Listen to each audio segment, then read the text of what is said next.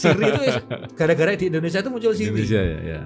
Nikah siri itu apa itu? Nikah sing ora resmi, maksudnya resmi ora didaftarke. Kalau bahasa lebih kasarnya nikah sembunyi-sembunyi kan gitu. Lebih. Kalau nggak siap makanya Allah kemudian bilang dalam Al-Qur'an tuh ya satu aja. Yang sering itu ayatnya dipotong. 1, 2, 3 atau 4. Terus sudah berhenti, harusnya kan ada lagi lanjutannya kan dipakai gitu kan. Masalahnya di situ.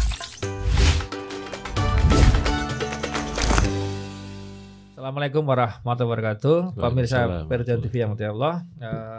Kita kali ini masih bersama Mas Jiwo, advokat, lawyer, dan praktisi hukum. Dan kemarin kita bahas warisan, juga bahas perselingkuhan perzinaan. Nah, kita sekarang bahas masalah nikah siri, Mas. Nah, ini kan saya sebagai Ustadz ini kan sering sekali, Ustadz. Menarik juga ini. Nikah siri itu kan boleh, Ustadz. Ya boleh. Kalau saya bilang boleh, Mas. Jadi kalau bilang boleh. Karena begini, asli hukum nikah itu nggak ada resmi atau siri, ya nikah itu nikah aja. Cuma zaman Nabi itu nggak ada KUA, sehingga nggak dapat buku nikah, nggak dicatatkan di catatan C1, nggak ada KTP-nya, gitu kan. Walaupun hak dan kewajibannya tetap berjalan, ya memberi nafkah dan sebagainya itu tetap, gitu kan. Tapi memang nggak ada kan. Jadi siri itu muncul sebetulnya istilah Indonesia, Mas. Siri itu gara-gara di Indonesia itu muncul siri. Indonesia ya. Nikah siri itu apa itu? Nikah sing ora resmi, maksudnya resmi ora didaftarke. Kalau bahasa lebih kasarnya nikah sembunyi-sembunyi kan gitu. Lebih kasarnya begitu. Sebetulnya hukum nikah siri itu gimana, Ustaz? Nah, jadi hukum nikah siri itu, Mas, itu dalam Islam boleh. Apalagi kalau nikah sirinya dalam beberapa kasus itu malah sangat dianjurkan. Contoh, beberapa kasus ya. Ini ada orang ini sudah khitbah, dia sudah melamar si pujaan hatinya. Kemudian ketika dia melamar itu, dia kan jauh. Jadi misalnya bapaknya si cewek ini ada di Pamba, misalnya di Makassar sana. Ini orangnya orang Jogja nih. Nah, anaknya itu di sini merantau. Kemudian ya datang ke bapaknya sana. Bilang sama bapaknya baik-baik, Pak, saya ingin melamar putrinya Bapak untuk nikah sama saya. Bapaknya sangat Islami. Duh, berarti kamu udah kenalan sama anak saya? Udah, Pak, saya udah sering, ya bahasa kasarnya saya pacaran lah sama anak saya. Waduh. Ya gini. Kamu tak nikahin sekarang? Nah, terus gimana, Pak? Saya nggak bawa apa-apa nih. Kan dia nggak bawa apa-apa. Nggak bawa surat-surat, nggak bawa, cuma bawa niat baik kan gitu. Dia sebenarnya mau ngelamar doang. Dia bilang ayahnya, lamaranmu saya terima, tapi saya punya syarat. Nah, syaratnya apa, Pak? Kamu tak nikahin sekarang. Kan nggak perlu sama anaknya, mungkin anaknya di Jogja, nggak masalah sih. Bisa, anaknya kan nggak apa-apa. Loh, perempuannya bisa nggak ada di situ. Kalau ini yang sering keraton, itu bagus kan. Keraton yang di Jakarta itu kan kalau acara resepsi, acara akad nikah, di pinggir tuh gadisnya nggak di situ. Semua yang ada di masjid itu, atau di pegelaran untuk akad nikah itu cowok semua. Jadi ya bapaknya semuanya serba cowok, ceweknya nggak ada semua, termasuk pasangan perempuannya. Kalau udah resmi sah, baru ditemui. Nah itu sebetulnya konsep yang benar harusnya. Cuma kan kita seringnya langsung ya. Gitu ya sudah lah. Pengen dulu barangnya kan gitu. Bikin grogi malah. Harusnya disimpan, harusnya. Ya kalau nggak itu simpannya nggak jauh-jauh lah. Gitu. Tapi ini kan, nah ini sama. Ketika melamar akhirnya dinikahin. Nah kamu tak nikahin. Terus gimana nih? Kamu telepon bapakmu. Ya ditelepon lah, mungkin speaker atau video call. Pak ini anaknya ngelamar saya. Anak saya. Oh terus gimana? Bisa saya terima. Saya nggak pengen anak saya nanti malah berzina dan sebagainya. Saya nikahkan sekarang, Pak. Loh terus? Sekarang nikah dulu pokoknya. Nanti kita urus setelah itu. Nah itu bisa. Itu siri, Mas. Kan dia siri kan? Dinikahin sama bapaknya, ada saksi, ada kan laki-laki nggak perlu saksi.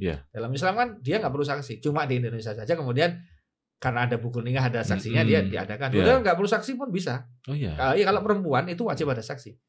Kalau dari pihak laki-laki, maksudnya kan saksi kan dari pihak laki-laki itu nggak perlu. Tapi diadakan bagus. Janda itu bisa menjadi saksi bagi dirinya sendiri. Tapi walaupun bisa, tapi perlu konfirmasi. Orang tuanya dikonfirmasi, jangan sampai janda melangkah dewe rana ngerti kan, jadi masalah kan gitu. Itu siri banget kan, sembunyi banget dia. Nah, kasus seperti ini bisa. Hanya daripada perzinaan dia akan dinikahin, kemudian dia pulang, dia udah resmi nih sama istri. Ya, cuma resmi secara agama kan bahasanya. Kemudian yang ngurus di KUA. Nah, nanti perkara nikah lagi itu nggak masalah. Nah, itu atau kemudian diadministrasikan itu nggak ada masalah. Kasus kedua. Ketika orang nikah siri itu yang boleh, nanti saya tanyakan jenengan habis ini, itu adalah ini sudah mau rencana nikah, Mas. Misalnya udah ada tanggalnya, tanggal sekian, bulan sekian, udah fix firm, semua surat udah komplit. Tinggal nunggu hari H. Kan kita nggak bisa ngajuin cepat ke KUA. Iya. Ya KUA kan sudah ada jadwalnya kan gitu. Tiba-tiba bapaknya kritis. Saya pengen kamu nikah sekarang di hadapan saya karena saya nggak tahu umur saya sampai kapan. Feeling saya nih tidak lama lagi. Kamu nikah sekarang. Terus gimana? Nggak usah sekarang, dinikahin. Jadi dinikahin di depan bapaknya sedang sakit. Bapaknya biar menyaksikan pernikahannya. Itu boleh. Atau ada juga udah ready, ada yang hanya meninggal. Nah, kemudian nikah di hadapan jenazahnya tanpa KUA. Ya nggak apa-apa, nikah dulu, sah dulu secara agama, baru kemudian proses KUA-nya ditemu sesuai jadwal. Itu boleh. Nah itu. Nah dalam praktek lapangannya tanya gitu kan. Sebetulnya orang yang nikah siri diuntungkan nggak sih Mas? Karena kan sering kejadian ketika nikah siri katanya nggak bisa nuntut haknya sebagai seorang istri. Nanti kan yang bisa kan yang punya legalitas kan yang punya buku nikah, yang dapat arisan yang punya buku nikah dan sebagainya. Kayak apa sih sebetulnya? Iya. Banyak ya kasus gitu ya. Banyak ya. Pernikahan siri, kemudian dalam perjalanannya kan ada yang kemudian nikah siri selanjutnya didaftarkan nih di KUA. Ada juga yang enggak. Ada kan juga yang enggak. Banyak juga yang enggak. Yang enggak itu banyak. Yang enggak. Cuma yang saya tanyakan, kalau nanti berproses secara gini maksud saya. Kalau secara Islami dia tetap harus dapat hak warisan. Cuma dalam hukum positif bisa nggak nih mentang-mentang si istri resmi nih, you nggak dapat. Iya. Gimana? Iya, kalau secara hukum memang begitu. Oh gitu. Memang begitu. Iya, karena kalau secara hukum kan semua berdasarkan surat ya. Legalitas administrasi hukum ya, administrasi hukum. Bagaimana seseorang itu mendalilkan atau mengaku sebagai pasangan yang sah ya. Di sini kan sah bukan konteksnya sah syariatnya ya, tapi sah secara hukumnya gitu ya. Maka harus ada dokumen hukum yang bisa menerangkan bahwa pasangan ini adalah pasangan yang sah. Terikat dalam satu ikatan pernikahan. Ya. Buktinya apa? Buku nikah. Nah, dengan adanya buku nikah, maka segala ketentuan hukum itu melekat. Baik itu nanti ketika dalam pernikahan ada anak, ya anak itu dalam pernikahan, gitu kan. Jelas anak dari pasangan siapa dengan siapa, karena merujuk di buku nikahnya, administrasi pernikahannya. Kemudian nanti ketika orang tuanya meninggal, itu muncul atau melekat pada kewarisannya. Nah, ini kan saling berkaitan. Ya. Dimulai atau diawali dari pencatatan nikah.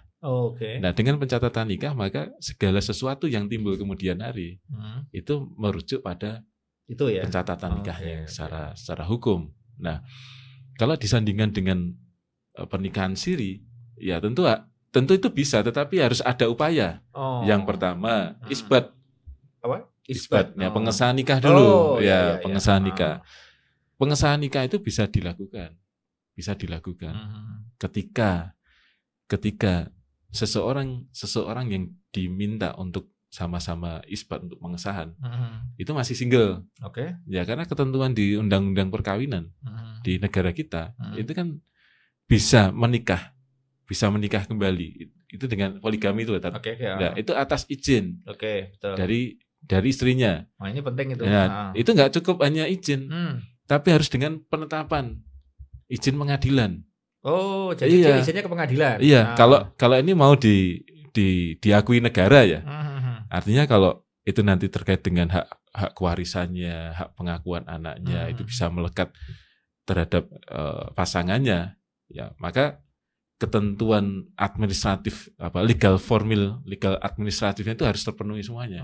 Jadi yang mau nambah atau mau jadi tambahan, nah gitu ya. Durus tuh.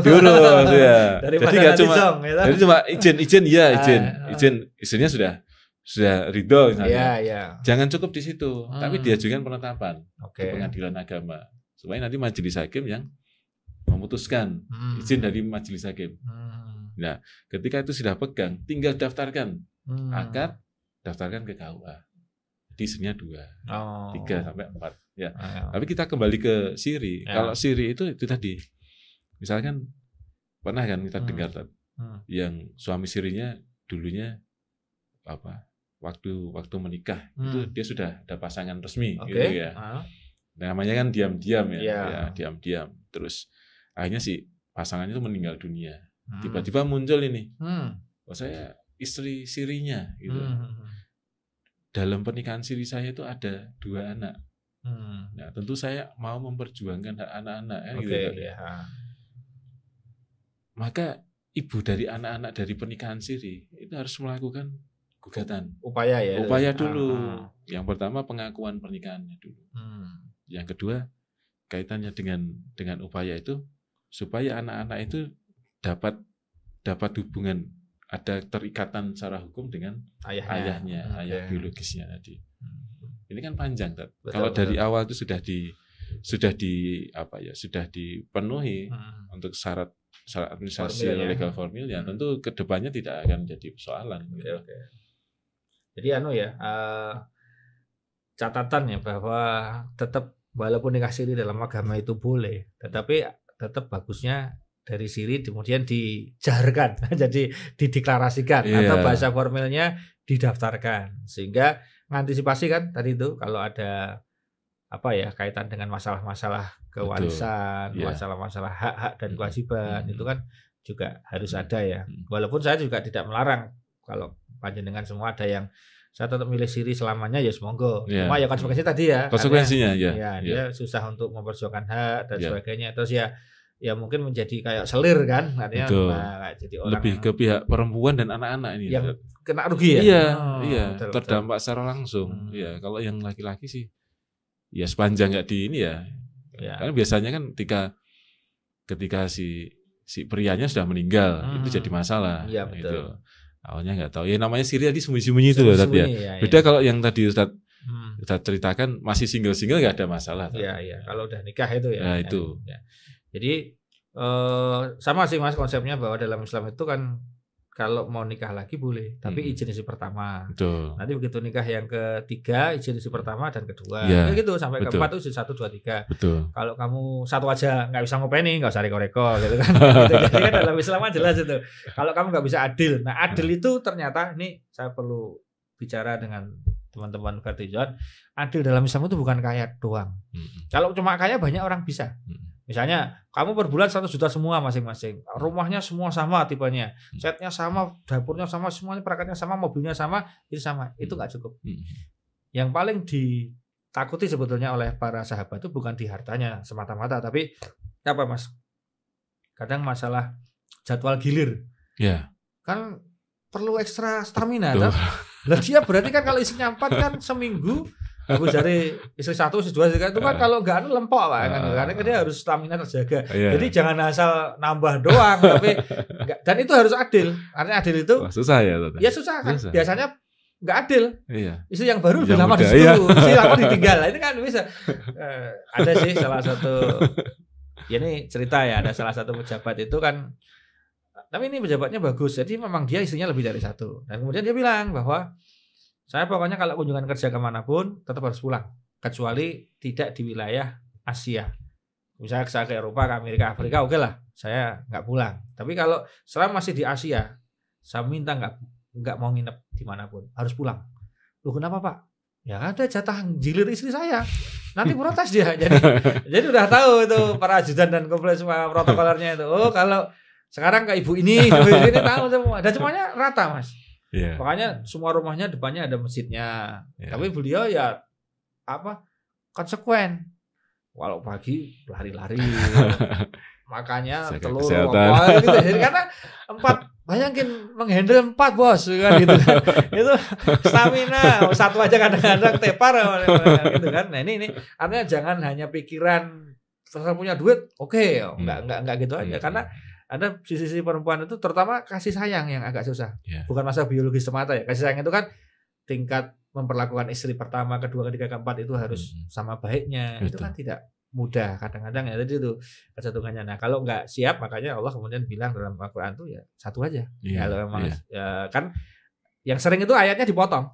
1, 2, 3 atau 4. Terus sudah berhenti, harusnya kan ada lagi lanjutannya kan dipakai gitu kan. Masalahnya di situ. Nah, jadi gitu. Menarik ya kalau kita bicara. Nah, terus kalau anak masih sekalian kita bahas anak adopsi. Sebetulnya kalau dalam Islam itu anak adopsi itu nggak punya hak waris. Kalau kita bicara Islam, walaupun kemudian dalam kompilasi hukum Islam, karena muncul nih di kompilasi hukum Islam itu anak adopsi itu bisa. Kalimatnya itu bisa. Bisa itu berarti tentatif. Kalau ada keridhaan dari keluarga besarnya si almarhumah itu dia bisa, tapi nggak wajib dapat, nggak otomatis dapat. Walaupun dalam Islam itu mengatakan kalau bukan anak kandung itu nggak punya hak waris. Nah, dalam perkara adakah pernah menemukan masalah adopsi itu, atau sebetulnya gimana sih kalau kita bicara anak adopsi itu sejauh mana hak-hak dan kewajibannya? Misalnya nurunin perusahaan warisan, ini perusahaan tidak punya anak ini si owner, kemudian dia punyanya adik-adik dan sebagainya, berhak nggak sih anak angkat itu kemudian dosa kan anaknya, tapi kan kamu angkat. Nah ini gimana sih? Kasusnya gimana? Iya. Sekali lagi kalau perbandingannya antara hukum Islam dengan hukum negara hukum keperdataan itu memang berbeda. Itu memang berbeda. Nah, sepanjang proses adopnya, proses pengangkatan anak itu memenuhi syarat formil, artinya sesuai dengan prosedur, sesuai dengan ketentuan peraturan perundang-undangan, maka itu kedudukannya sama dengan anak kandung. Oh, gitu. Oke. Ini kan saya bicara pada hukum negara ya. Sama, itu sama. Jadi bagiannya sama. Oh, yes. Nah, tapi kalau kemudian misalkan orang tuanya meninggal, menggunakan hukum Islam, setahu saya itu ada maksimalnya, tidak lebih dari sepertiga. Iya betul. Iya, tapi tetap didudukan sebagai anak, karena adop. Tapi kalau adopnya itu tidak memenuhi syarat, tidak sesuai dengan ketentuan peraturan perundang-undangan, misalnya hanya ngangkat anak ini anak angkat saya, gitu kan, itu tidak ada hubungan hukumnya. Tidak ada hubungan hukumnya. Nggak bisa. Kalau kemudian anak itu diberi hibah, ya sudah sebelum saya meninggal misalnya orang tua angkatnya itu merasa punya kedekatan batin, punya moral ya. Karena saya sudah angkat, saya ingin pastikan nanti kemudian hari juga ada harta saya yang saya berikan ke anak angkat saya. Diberikan itu pun kalau di hukum negara ya terbatas, tergantung. Tapi kalau dikaitkan dengan hukum Islamnya itu maksimal sepertiga. Nah, proses pengangkatan adop itu juga syaratnya berat. Syaratnya berat karena banyak sekali yang kemudian ngangkat tapi nggak terurus, nggak diasuh dengan baik, justru malah dieksploitasi. Itu kan banyak sekali ya. Bukan malah sehat, malah sakit-sakitan, malah ada beberapa peristiwa itu malah justru meninggal dunia. Itu kan banyak sekali kasus-kasus. Sehingga dengan adanya beberapa hal, kasus-kasus eksploitasi anak, maka negara pun saat ini menentukan syarat itu cukup ketat untuk adopsi melibatkan dari dinas sosial, adanya asesmen, kemudian nanti sampai ke Kementerian Sosial, ada semacam kunjungan dan seterusnya, kemudian baru ada rekomendasi, kemudian ada masa uji, masa uji kalau itu sudah memenuhi syarat baru bisa diajukan penetapan. Kalau dulu kan langsung penetapan Kalau sekarang panjang prosesnya. Ya layak enggak ini orang tua. Nah, karena dari pengangkatan anak dari adop itu akan menimbulkan akibat hukum.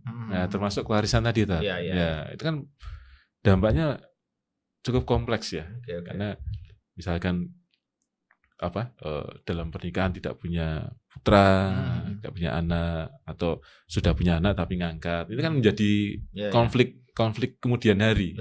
Nanti ada yang dalilnya, saya anak kandung karena angkat, udah kami lagi, kan? Nah itu tergantung dari itu tadi prosesnya Betul. Baik, jadi silsilah kalau saya kan silsilah itu ya harus dicek dicek up betul dan tidak hanya cek secara lisan ya, tapi secara formil harus ada. Jadi monggo saya juga pesan pada teman-teman, walaupun Anda nggak mau cerai, Anda pengen selamanya, tapi buku nikahnya tolong dicek. Karena banyak ya buku nikahnya hilang. Nggak ada. Kalau hilang nanti harus ke pengadilan. Karena orang tua saya hilang, kemudian harus ambil paspor kan. Saat paspor kan harus punya buku nikah. Akhirnya ngurus sidang juga ke pengadilan gitu kan. Artinya kan, maka sekarang walaupun kelihatannya barang yang wah ini kan nggak usah dirawat karena saya kan nggak mau cerai lah ya, tapi kan ya tetap harus ada, bukan apa-apa karena itu penting ya, dokumen negara kan gitu istilahnya, kan ada gambar Garudanya, itu juga penting, termasuk yang mau siri bagaimana caranya nempuh agar tetap bagus gitu kan. Jadi sebenarnya dalam Islam itu kan sudah diatur, ikuti aja aturannya kan sudah enak. Jadi begitu untuk pemirsa Farizain TV. Demikian, mungkin kalau ada pertanyaan-pertanyaan ya bolehlah ditulis di kolom komentar, nanti kapan kita bahas ya. Demikian, terima kasih. Kita akhiri. Assalamualaikum warahmatullahi wabarakatuh. Waalaikumsalam warahmatullahi wabarakatuh.